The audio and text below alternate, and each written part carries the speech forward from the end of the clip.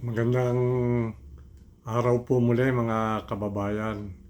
Magkwentuhan tayo para malibang-libang naman tayo sa maraming problemang dumarating ngayon sa buhay natin. Lahat ng tao, ang problema po ay panggastos eh. Kaya magibang tayo. Pag-usapan natin itong kay Sarah.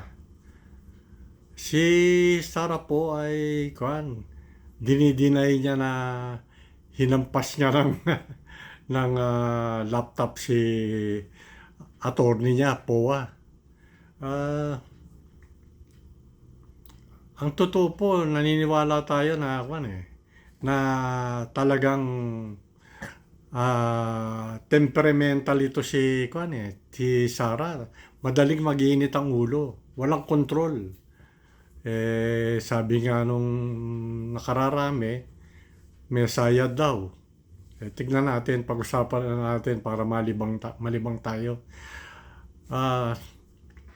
Unang-una, dininay niya na hindi siya marunong ng computer, laptop.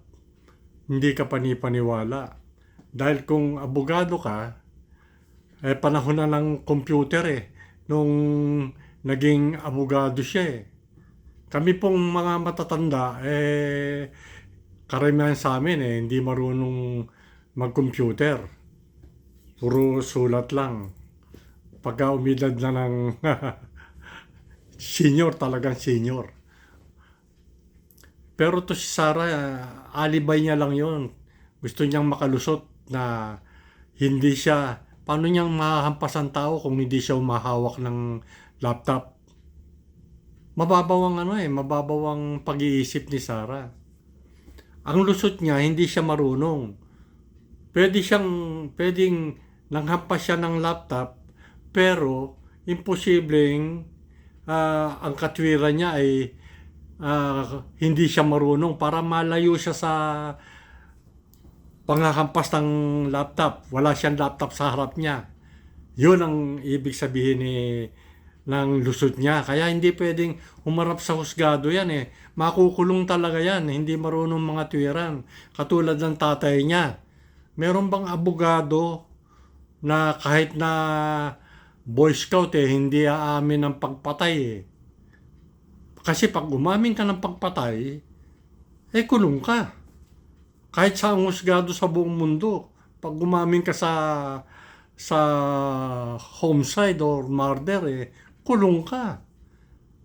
Kaya yan ang nagpapatunay na lahing dutay yan. Yung matigas ang ulo, hindi alam ang gagawin. Biro mo, naging piskal, ano ba yun? Mayor, no? Naging judge, sabi niya. Naging presidente pa. Pagkatapos, umaamin, nagkukwento pa ng kung ilan ang pinatay niya. 7 raw o mahigit sa 7. Unang-una, matigas ang ulo. Alam niya yan pagka umamin ka kahit na hindi ka nag-aaral Pag umamin ka sa isang asunto, kulong ka. Alam niya yan, kaya lang mayabang, akala niya, kaya niyang bayaran lahat.